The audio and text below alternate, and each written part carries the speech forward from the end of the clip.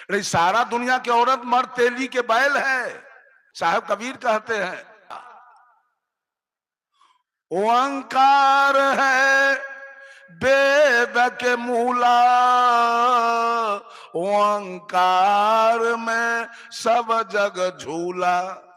ओंकार आदि जो जाने, लिखी और मेटे ताही सो माने। ओंकार क्या है? ओम क्या है? बहुत सारे लोग ओम का जाप करते हैं, जरा ओमकार तो बताइए। ओम में ऊपर से आता है हर्षुकार, नीचे से दीर्घिकार, आगे से मकार, ऊपर से अर्धचंद्राकार और उसके ऊपर बिंदु है।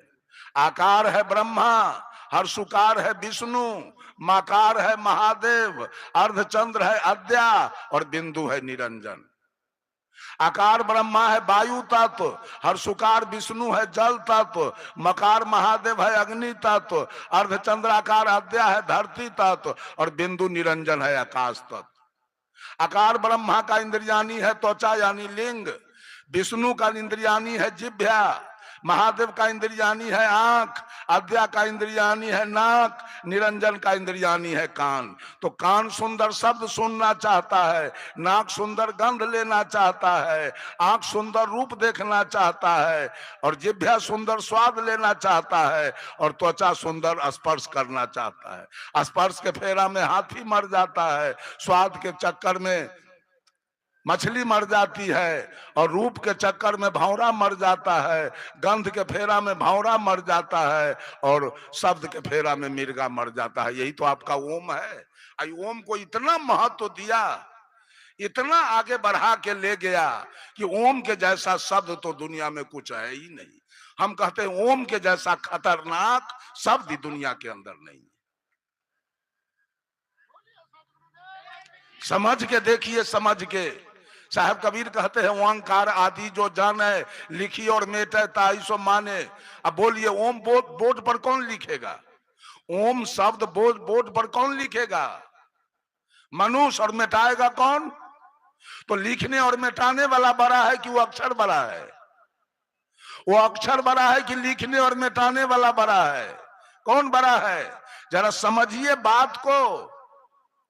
साहब कबीर कहते हैं वेद बरा की जिन उपजाया, वेद किसी ने लिखा अब कानून बना के आपके माथे पर छाप दिया, आपके माथे पर रख दिया, आप डिरियाते रहिए पूरा जीवन भर।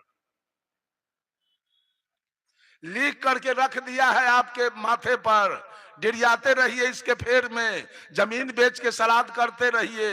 बाप माए के वेद बना दिया आपके लिए। जमीन बेच के बेटी का विवाह कीजिए, मुंडन कीजिए, छठ कीजिए, होली कीजिए, दिवाली कीजिए, बैनाथ जाइए, जगन्नाथ जाइए, केदारनाथ जाइए, हरिहरनाथ जाइए, पशुपतिनाथ जाइए, गंगा में नहाइए, जमुना में नहाइए, कमला में नहाइए, सब धन फूक दीजिए इसी में। ये वेद ने आपके लिए क्या किया है? बंधुओं, जब ये बात सदगुरु कबीर बोले, फिर थर्रा गए सब लोग और फिर कबीर साहब को घेर लिया। कहा बाबा वेद को हम लोग अनादि मानते हैं। तो साहब कबीर ने कहा ई मन बरा कि जही मन माना। किसी चीज को मानने वाला कौन है? मानता कौन है? ये मन। मन किसी चीज को मान लेता है। अब मन को मान के रखने वाला कौन है? अगर जीव निकल जाए काया से तो मन रहेगा। मन बड़ा है कि जीव बड़ा है? जीव बड़ा है। जीव निकल जाए तो मन की सत्ता रहेगी? नहीं रहेगी। फिर कबीर साहब की बात आगे हो गई। फिर सब लोगों ने कहा बाबा छोड़ दीजिए सब बात को, हम लोग राम को अनादि पार ब्रह्म परमेश्वर मानते हैं। तो साहब कबीर कहते हैं राम बरा की राम ही जाना। बोलो राम बड़े हैं कि राम के पुजारी, राम के सेवक? कौन बड़ा है? सेवक बड़ा है। चीन में राम का सेवक नहीं है, राम की कोई मर्यादा वहां नहीं है। जापान में राम का पुजारी नहीं है, कोई मर्यादा नहीं है।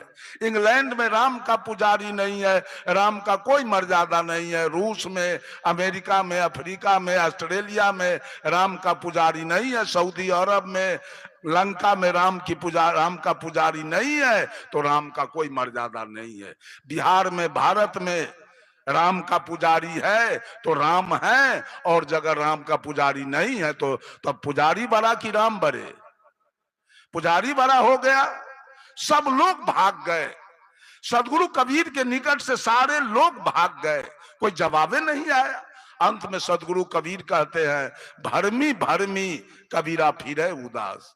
भगवान के भरम में, ईश्वर परमात्मा के भरम में पढ़कर ये सारे औरत मर्द सतुआ, चिवड़ा, पूरी, ठकुआ, खजूर लेके और नगर नगर, डगर डगर, तीरथ तीरथ में उदास होके खोज रहे हैं सब। कहाँ वो भगवान है, कहाँ? साहब कबीर ने तो एक शब्द में कह दिया कि खसम बिनु तेली के बैल भयो रे, खसम बिनु तेली के बैल भयो। पहले के जमाने में तेली लोगों के यहाँ तेल की पेराई होती थी, कोल्हू में तेल गिरता था केंद्र में, और उस कोल्हू में एक बैल चलता था, जो बैल परिधि का चक्कर काटता था। एक धूड़ में 500 कोस बैल चलता था। वो बैल को सुख मिलता था कि दुख? दुख मिला। वैसे भगवान बैठा है केंद्र में, सारा दुनिया के औरत मर्द सतुआ, चिवड़ा, पूरी, ठकुआ, खजूर लेके आ जिंदगी भर परिधि का चक्कर, बैनाथ, जगन्नाथ आ गंगा, जमुना, वैष्णो देवी के चक्कर काट रहा है भगवान के खोज में। तो तेली के बैल है सब की नहीं? सारा दुनिया के औरत मर्द तेली के बैल है। जैसे बैल को दुख मिला, वैसे तीर्थ में गए, न नहाने का ठीक है, न पैखाना जाने का ठीक है, न सोने का ठीक है, न कपड़ा सुखाने का ठीक है, कहीं कोई सुख नहीं। बस दुख काटने के लिए गाड़ी रिजर्व करा लिया और नगर नगर दौड़ लगाते हैं कोल्हू के बैल के जैसे। ये साहब कबीर ने कहा, खसम माने होता है दुल्हा, और दुल्हा मीन्स ज्ञान। एक ज्ञान के बिना सारा दुनिया तेली के बैल बना है, और कोल्हू के जैसे, बैल के जैसे परिधि का चक्कर जीवन भर काट रहा है। परमात्मा बैठा है केंद्र में और खोज रहा है परिधि में। अगर केंद्र में परमात्मा है तभी तक की आंखें देख रही है, तभी तक ये कान सुन रहा है, नाक सुगंध दुर्गंध ले रहा है, मुंह बोल रहा है, खा रहा है, त्वचा स्पर्श कर रहा है। जिस समय परमात्मा की सत्ता काया से आउट हो जाएगा, उसी समय ये शरीर डेड बॉडी होगा और श्मशान में जाके जल के राख हो जाएगा।